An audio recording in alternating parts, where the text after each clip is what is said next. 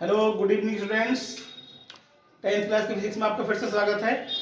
हम आपको समझा रहे थे 10th क्लास की फिजिक्स के अंतर्गत चैप्टर नंबर 12 इलेक्ट्रिसिटी यानी विद्युत। हमने आपसे वादा किया है कि हम आपको जनवरी तक आपका सिलेबस पूरा कर देंगे। मैथ हो चाहे फिजिक्स हो या केमिस्ट्री हो, जनवरी में आपका सिलेबस कंप्लीट हो जाएगा। तो उसी के अंतर्गत ही हमारी वीडियो नंबर 16 है। इससे पहले हम 15 वीडियो डाल चुके हैं। तो आज हम आपको समझाएंगे विद्युत धारा का तापीय प्रभाव। विद्युत धारा का तापीय प्रभाव। देखिए, आपने अक्सर देखा होगा कि जब तांबे के तार में विद्युत धारा प्रवाहित होती है या किसी के तार के अंदर विद्युत धारा प्रवाहित होती है, विद्युत धारा प्रवाहित होने पर अक्सर तार गर्म हो जाता है, या फिर ये जो बल्ब है, टीवी है, फ्रिज है, कूलर है, वॉशिंग मशीन है, ये अक्सर गर्म हो जाते हैं। ठीक है ना। हीटर है, हीटर तो गर्म होने के लिए बनाया गया है। क्यों गर्म हो जाता है? इसके अंदर ऐसा क्या होता है कि ये ऊष्मा देने लगता है, गर्म हो जाता है। तो इस बारे में आज बात करेंगे। तो देखिए, आपने अक्सर देखा है कि विद्युत धारा के प्रभाव से चालक के तापमान बढ़ने की प्रक्रिया को या तापमान बढ़ने की घटना को विद्युत धारा का ऊष्मा प्रभाव कहते हैं। कैसे, किस तरह से समझ सकते हैं इसको? आप ये समझिए, हमने बताया था कि तांबे का तार जो होता है, एक तांबे के तार के अंदर बाहर वाली कक्षा में इलेक्ट्रॉन पाए जाते हैं। इलेक्ट्रॉन बहुत तेजी से गति करते हैं जब विद्युत धारा बहती है, यानी जब इलेक्ट्रॉन गति करते हैं तो विद्युत धारा बहती है।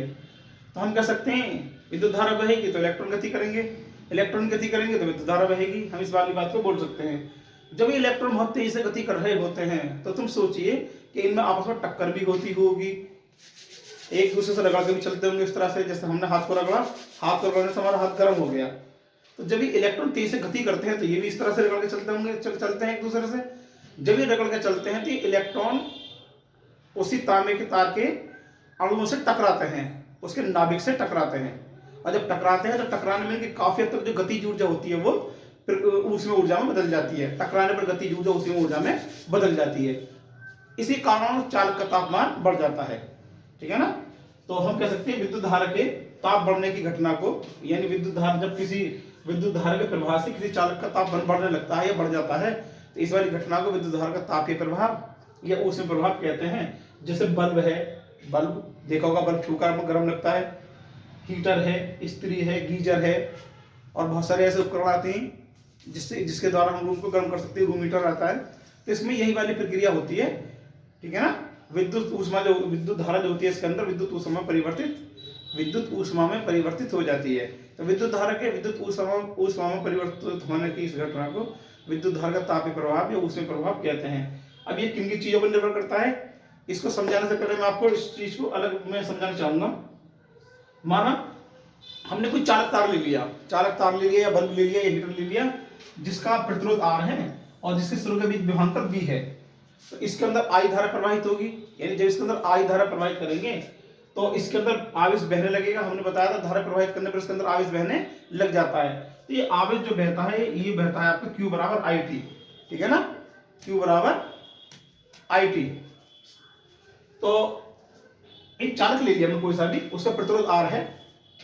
इसको हमने 220 वोल्ट के मेन से लगा दिया, यानी इसका विभव जब विभवांतर करेंगे 220 पे इसको हम रखेंगे। तो जैसे 220 पे इसमें रखेंगे इसके अंदर विद्युत धारा बहने लग जाती है। जब विद्युत धारा बहने लगेगी तो आवेश बहेगा। तो इसके अंदर आवेश जो बहता है वो किस पर निर्भर करता है? Q बराबर IT, क्योंकि Q कूलाम आवेश T समय तक प्रवाहित होता है। तो बहने वाली धारा जो होती है इसके अंदर I होती है, बहने वाली धारा जो होती है इसमें I होती है। इसके बारे में हम आपको दूसरे टेक्निक से समझाएंगे।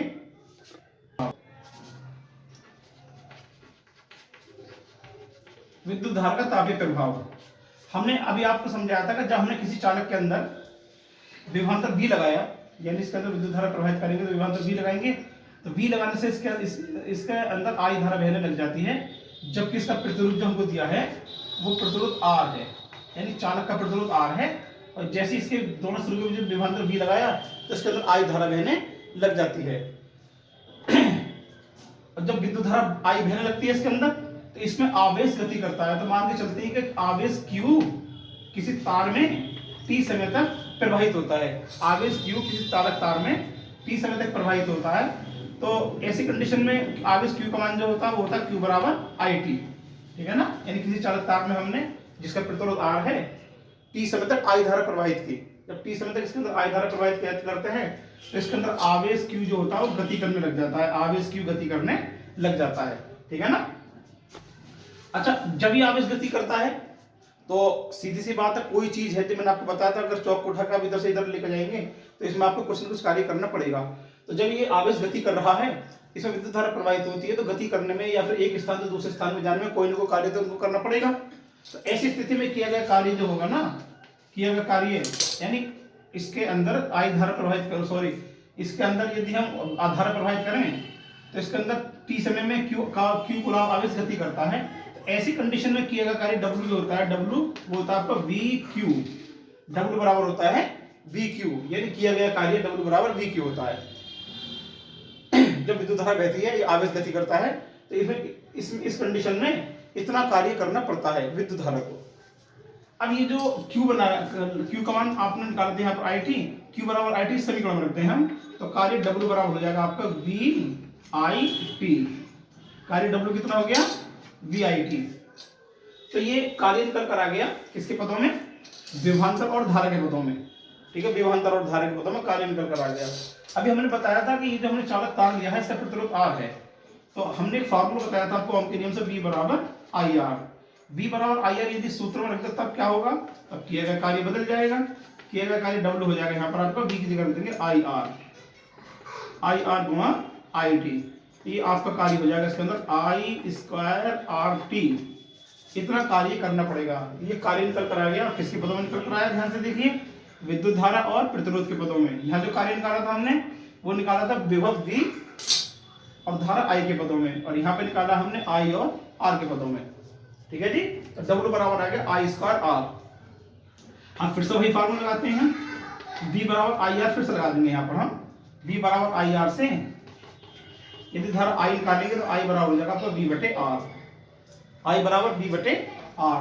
अगर I बराबर V/R है तो हमने दोनों तरफ स्क्वायर कर दिया, ये हो जाएगा I² बराबर V/R², भी इधर भी स्क्वायर कर दिया, इधर भी स्क्वायर कर दिया, I² बराबर होगा V²/R²। ये वाला मान इसके अंदर फिर से रख देंगे, यहाँ पर हम रखेंगे, तो फिर किया गया कार्य कितना हो जाएगा, यहाँ पर आपका कार्य W बराबर हो जाएगा आपका, देखो I² की जगह रख दिया वाला मान V²/R², और क्या बचा रहेगा यहाँ पर आपका R गुणा T,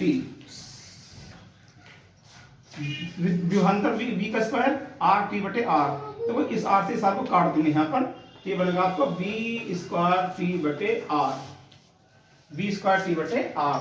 तो हमने आपको बताया था, जब हमने आपको समझा दिया कि जब किसी चालक तार का विद्युत धारा प्रवाहित करते हैं या इसके स्रोत के बीच विभवांतर V लगाते हैं, तो ऐसी स्थिति में जो कार्य होता है वो तुम्हारा W बराबर VQ है ना, फिर VIT दूसरा, और फिर I²RT तीसरा, और अगला जो होता है तुम्हारा वो होता है V²T/R, V² और T/R। इतना कार्य हमको प्राप्त होता है, इतना कार्य प्राप्त हमको होता है, ठीक है जी। तो हमने किया गया कार्य निकाल लिया, किया गया कार्य निकाल लिया। ये जो आपको सब कुछ समझा रहा हूँ, थोड़ी सब मैंने बैक साइड में लिख दी है, वो सब उतार लीजिएगा, समझ लीजिएगा, बड़े आराम से समझ में आ जाएगा आपके। तो मेरे हिसाब से आपके समझ में ये वाला फार्मूला आ चुका होगा। यहाँ पर सबसे मेन पॉइंट क्या है, अगर आपको विद्युत विभव और आवेश देगा तो आप ये फार्मूला लगाएंगे W बराबर VQ, और यदि आपको इसमें विभव के साथ में विद्युत धारा I और समय t दे दिया है तो आप फार्मूला लगाएंगे W बराबर VIT। इस तरह से आपके सारे के सारे फार्मूले निकल कर आएंगे वाले I²RT और W बराबर होगा V²T/R। इस तरह से आप अपना मतलब विद्युत धारा के द्वारा किए गए कार्य ज्ञान कर सकते हैं, यहाँ तो कोई परेशानी नहीं। अब कार्य जो होता है, कार्य का मात्रक जूल होता है, कार्य का मात्रक होता है जूल। तो ये जो हमने सभी कुछ निकाला है आपके सामने, ये निकल कर आएगा आपके जूल में, कार्य बराबर जूल, तो इसका लिख देंगे यहाँ पर जूल, इतना जूल कार्य होगा। अब हम जानना चाहते हैं, हम आपको समझा रहे थे भी, क्या समझा रहे थे, हम ये समझा रहे थे आपके लिए कि जब किसी चालक तार के अंदर विद्युत धारा प्रवाहित होती है तो उसका तापमान बढ़ जाता है, तापमान बढ़ने को विद्युत धारा को उसमें प्रभाव या तापीय प्रभाव कहते हैं। और ताप बढ़ने की इस वाली घटना को हम H से प्रदर्शित करते हैं, H जो ऊष्मा प्राप्त होती है उसको H फॉर हीट, इससे प्राप्त करते हैं। तो हीट कैसे अच्छा, ऊष्मा जो होती है, ऊष्मा की जो इकाई आपने पढ़ी है वो पढ़ी होगी कैलोरी, और कार्य की इकाई आपने पढ़ी है जूल, यहाँ पर यानी ऊर्जा की इकाई जूल। तो अगर आप इसमें किए गए कार्य में 4.2 से भाग दे देंगे तो तो ये आपका कैलोरी में कार्य निकल आएगा। ये सॉरी कार्य नहीं बल्कि विद्युत ऊष्मा कैलोरी में निकल कर आ जाएगी, विद्युत ऊष्मा कैलोरी में निकल जाएगी आपकी, ठीक है ना। इसको थोड़ा और डेवलप करते हैं, अभी इसके बारे में भी बात करते हैं आपसे, जूल और कैलोरी के बारे में। तो यदि इन फार्मूला को थोड़ा सा डेवलप करें यहाँ पर हम, जैसे हमने ले लिया W बटे, थोड़ा स्पेस बनाता हूँ यहाँ पर, नहीं, तो ये बनेगा आपका H बराबर W बटे 4.2। अब W के सारे ये वाले मान इसमें रख देंगे यहाँ पर, VQ बटे 4.2, VIT बटे 4.2 बराबर I स्क्वायर RT बटे 4.2 और बराबर V स्क्वायर T बटे R और गुणा 4.2। अब ये आ गया कैलोरी में, अब आ गया ये कैलोरी में। तो हमने यहाँ पर दो चीज प्रूफ कर दी यहाँ पर, एक तो हमने निकाल दिया किसी विद्युत धारा के द्वारा किए गए, जब किसी चालक तार के द्वारा विद्युत धारा प्रवाहित करती है, दोनों सिरों के बीच विभवांतर V लगाते हैं तो उसके अंदर I धारा बहने लग जाती है, जिसके द्वारा किया गया कार्य इतना होता है। ये इस कार्य को हमने जूल में बदल दिया, कार्य को सॉरी जूल में नहीं, कार्य को हमने ऊष्मा में बदल दिया, ऊष्मा में बदल दिया। देखिए जूल नामक साइंटिस्ट ने, ये आपको समझ में आ गया, जूल नामक साइंटिस्ट ने प्रैक्टिकल किया था, इस बात को समझाया था कि कार्य तथा ऊर्जा एक ही राशि होती हैं, या ऊष्मा तथा कार्य दोनों की दोनों एक ही राशि होती हैं, ऊष्मा और कार्य सेम राशि होती हैं। कैसे प्रैक्टिकल किया था उसने? उसने दो लिए थे बर्फ के टुकड़े, बर्फ आइस, दो बर्फ के बराबर के टुकड़े ले लिए और उन टुकड़ों को लेने के बाद उसने इस तरह से आपस में रगड़ा, रगड़ता रहा। बताइए जब दो बर्फ के टुकड़ों को आप आपस में इस तरह रगड़ो, घिसोगे एक दूसरे के साथ ऊपर से, तो क्या बनेगा? उसका बर्फ का पानी बन जाएगा। यू नो इट वेल, आपको अच्छी तरह पता है कि जब बर्फ से बर्फ रगड़ते हैं तो उसका पानी बनता है। तो उसे उस समय तक रगड़ता रहा जब तक कि सारा का सारा पानी बर्फ का नहीं बन गया, ठीक है ना। इस चीज को नोट कर रहा था कि इसने इस कंडीशन में उसमें कितना कार्य उसने किया। तो जब सारा का सारा पानी बर्फ में बदल गया तो उसने उस कार्य को नोट कर लिया। उतने ही बड़े दो टुकड़े उसने बर्फ के और लिए, सेम टू सेम उतने ही बड़े, और दोनों टुकड़ों को एक पतीली में डालकर यानी भगोने में डालकर उसने गर्म कर दिया। जैसे उसने गर्म करा तो तुम जानते हो बर्फ के टुकड़े गर्म करते तो क्या बनता है? जब बर्फ को गर्म करते हैं तो उसका बनता है पानी। तो देखिए जब उसने बर्फ से बर्फ को निकला था तब भी पानी बना था, और जब उसने बर्फ को गर्म किया तब भी उसका पानी बना। तो उसने इस बात को प्रूफ कर दिया था कि ये ऊष्मा और कार्य यानी ऊर्जा दोनों एक ही राशि होती हैं, ठीक है ना, एक ही राशि होती हैं। इसमें आप केवल 4.2 से भाग देंगे तो ये जो तुम्हारा ऊष्मा है ना ये कैलोरी में, इसका मतलब जो कार्य है वो कैलोरी में कन्वर्ट हो जाएगा, ठीक है ना। कार्य इसका इसमें कन्वर्ट हो जाता है, ठीक है ना। इसको उठा के यहां से लेकर आएंगे 4.2 को, तो आप ये मान सकते हैं कि 1 जूल ऊष्मा बराबर 1 जूल जो होता है 1/4.2 कैलोरी के बराबर होता है। तो ये वाली बात इससे क्लियर हो गई। इससे पिछली बाकी कहानी जो लिखी हुई है बैक साइड में लिखी हुई है उसे हम आपको अब समझाते हैं इससे आगे। देखिए तो हमने आपको समझाई थी अभी ऊष्मा की और ऊर्जा की कहानी, ठीक है ना। उसके आधार पर फिर से आ जाते हैं यहाँ पर। जो कुछ मैंने आपको समझाया वो यहाँ पर रिटन में है, आप उसको करोगे तो उतार लोगे। हमने आपको फिर से समझाती है 10th क्लास की फिजिक्स बेहतरीन तरीके से समझाऊंगा, आपको ट्यूशन पढ़ने की जरूरत नहीं पड़ेगी, ठीक है। हमने अपनी वीडियो को कंप्रेस कर दिया है, बहुत कम एमबी में वीडियो आपके बनेगी, आप बहुत कम एमबी खर्च करके वीडियो देख सकते हैं हमारी। आप हमारे चैनल को लाइक कीजिए, सब्सक्राइब कीजिए और अपने दोस्तों को ज़्यादा से ज़्यादा बताइए, ठीक है जी। तो ये था हमारा आज का 16वां वीडियो। इसके बारे में हम आपको समझा दीजिए। माना आप हमके किसी चालक तार में किस सिरों के बीच विभवांतर V वोल्ट है, तब इसमें यदि I एम्पीयर की विद्युत धारा t सेकंड तक प्रवाहित की जाए या t समय तक प्रवाहित की जाए तो चालक में प्रवाहित विद्युत आवेश Q बराबर IT होता है। ये इस चीज को हम आपको समझा चुके हैं, Q बराबर IT, ठीक। और चालक में धारा प्रवाह में किया गया कार्य W बराबर, मैंने बताया था आपको W बराबर होता है VQ, तो Q का मान इसमें रख देंगे तो सूत्र बन जाएगा आपका W बराबर VIT जूल। इतना सारा कार्य हमारा हो जाएगा, ठीक है जी। अच्छा देखिए इसमें एक बात मैंने लिख दी है यहाँ पर, ये ऊष्मा की माप कैलोरी में की जाती है। तो 1 जूल बराबर होता है 1/4.2 कैलोरी। W जूल बराबर W/4.2 कैलोरी। अगर 4.2 से भाग दे देंगे कैलोरी में तो 1 जूल कार्य आ जाएगा, यानी 1 कैलोरी बराबर होता है 4.2 जूल। याद कर लीजिए 1 कैलोरी बराबर होता है 4.2 जूल कार्य, ठीक है ना। जो हम खाना खाते हैं, खाना खाने से हमको ऊर्जा मिलती है, एनर्जी जो मिलती है वो कैलोरी मिलती है। 1 कैलोरी बराबर होता है 4.2 जूल। ठीक है नी। अब देखिए वही जो हमने सारे फार्मूले लगा लिए, हमने इसको अलग अलग कर दिया सभी के लिए। विभवांतर और धारा के बदल में H बराबर W बटे 4.2, W की जगह VIT बटे 4.2 कैलोरी। ये तो हो गया आपका किसके पदों में, विभवांतर और धारा के पदों में, यानी V और I के पदों में। अगला V बराबर IR रखने पर I स्क्वायर RT आ गया, तो ये जो निकल गया तुम्हारा किसके, धारा और प्रतिरोध के पदों में। तो आप लिखेंगे विद्युत धारा प्रतिरोध के पदों में प्राप्त होने वाली ऊष्मा। देखिए लिखा हुआ है T सेकंड में उत्पन्न ऊष्मा, T सेकंड में उत्पन्न ऊष्मा के ही सारे सूत्र हमने यहाँ से यहाँ तक के वाले लिखे हैं। ठीक। विभवांतर प्रतिरोध के पदों में W बराबर V स्क्वायर T बटे R या H बराबर V स्क्वायर T बटे 4.2, ठीक है ना, कैलोरी। ठीक, ये हम आपको समझा चुके हैं।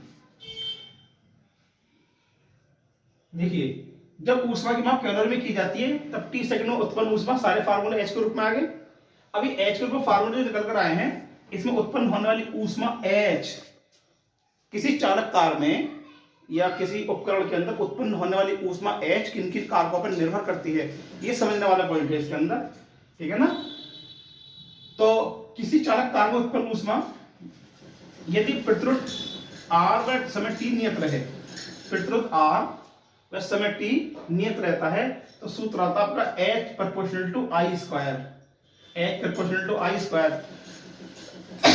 यानी इसके अंदर उत्पन्न होने वाली ऊष्मा जो होती है वो विद्युत धारा के वर्ग के अनुक्रमानुपाती होती है, विद्युत धारा के वर्ग के अनुक्रमानुपाती होती है। इसका मतलब ये हो गया विद्युत धारा जितनी ज्यादा प्रवाहित होगी, विद्युत धारा जितनी ज्यादा प्रवाहित होगी उतनी ही इसके अंदर ऊष्मा पैदा होगी। आप जानते हैं, आपने अक्सर देखा होगा, हीटर आप चला रहे हैं, है ना, कि किसी को स्टेबलाइजर से आपने से कनेक्ट कर दिया है, ये मान के चलिए कनेक्ट कर रखा है आपने किसी उपकरण के लिए, गीजर वगैरह को, तो आप उसको जितनी ज्यादा वोल्टेज देंगे उतनी जल्दी पानी गर्म हो जाएगा, यानी जल्दी वो ऊष्मा देता है। इसका मतलब इसमें इसके अंदर धारा जो होती है वो ऊष्मा जो होती है वो दी गई धारा के समानुपाती यानी अनुक्रमानुपाती, इसमें प्रोपोर्शनल होती है, H proportional to I square. विद्युत धारा I व प्रतिरोध R के, अगर विद्युत धारा I व प्रतिरोध दोनों नियत रहें तो H प्रोपोर्शनल टू T। क्या मतलब है इसका, H प्रोपोर्शनल T का मतलब, देखिए ऐसा समझ सकते हैं, आप पानी गर्म कर रहे हैं हीटर चलाकर, आप उसे जितनी ज्यादा समय तक रखेंगे पानी उतना ही ज्यादा गर्म होगा। यानी कोई भी चीज गर्म कर रहे हैं, पानी नहीं, पानी ना मान के सरसों का तेल मानिए, आप कोई और चीज मानिए, अगर जितने ज्यादा देर तक गर्म करेंगे ऊष्मा ज्यादा प्राप्त होगी, कम समय तक गर्म करेंगे ऊष्मा का मान कम होगा। ये बात तो आप जानते हैं। इसका मतलब ये हो गया H proportional to T, H का मान बढ़ेगा तो T का मान बढ़ेगा, या T का मान बढ़ेगा तो H का मान बढ़ेगा। एक आता है यदि विद्युत धारा I व समय T दोनों निश्चित हैं तो ये बनेगा आपका H proportional to R, H proportional to R, जितना ज्यादा प्रतिरोध होगा उतनी ही ज्यादा ऊष्मा पैदा होगी। चालक तार का प्रतिरोध, ये चालक का प्रतिरोध जितना ज्यादा होता है उतनी ही ऊष्मा पैदा होती है।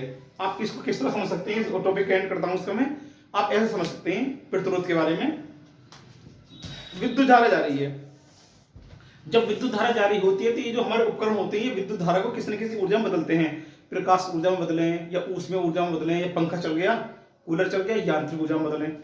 तो इस बात को तो समझ लीजिए, ऊष्मा अगर ज्यादा होगी, अगर आपको ज्यादा ऊष्मा चाहिए तो प्रतिरोध आपको ज्यादा लगाना पड़ेगा। प्रतिरोध का मतलब क्या होता है, एक ऐसा उपकरण जो विद्युत धारा के मार्ग में रुकावट पैदा करता है। जब विद्युत धारा के मार्ग में रुकावट पैदा करेगा यानी विद्युत धारा को रोक देगा, तो जितनी विद्युत धारा रोकेगा उससे ऊष्मा बनेगी हमारी, है ना। अब तुम खुद सोचिए, ऊष्मा ज्यादा रोकेगा तो ज्यादा धारा रोकेगा तो ऊष्मा ज्यादा बनेगी, धारा कम रोकेगा तो ऊष्मा कम बनती है, ठीक है ना। तो ये डिपेंड करता है किसके ऊपर, प्रतिरोध के ऊपर, रेजिस्टेंस R के ऊपर, यानी उपकरण का प्रतिरोध जितना ज्यादा होगा ऊष्मा उतनी ही ज्यादा पैदा होती है। तो हमारा आज का टॉपिक जो था वो पूरा हो चुका है, विद्युत धारा का तापीय प्रवाह। देखिए इसके ऊपर अक्सर न्यूमेरिकल आते हैं, ज्यादातर पिछली बार भी एक न्यूमेरिकल आता है इसके ऊपर, 8-6 सेट बनते हैं, 2 सेट के अंदर इसके न्यूमेरिकल आए थे, ठीक है ना। वो हम आपको करके दिखाएंगे इससे अगली वीडियो में। आप हमारी वीडियो को लगातार देखिएगा, सब्सक्राइब कीजिएगा और लाइक कीजिए, अपने दोस्तों को दिखाइए। आपका सिलेबस 10th का हम जनवरी तक पूरा कर देंगे हर हाल में। आप हमारी टेक्निक देखिए, आसान से आसान तरीके से हम आपको समझाएंगे, आपको हर एक चीज समझ में आएगी। आप हमें इजाजत दीजिए। Have a good day students.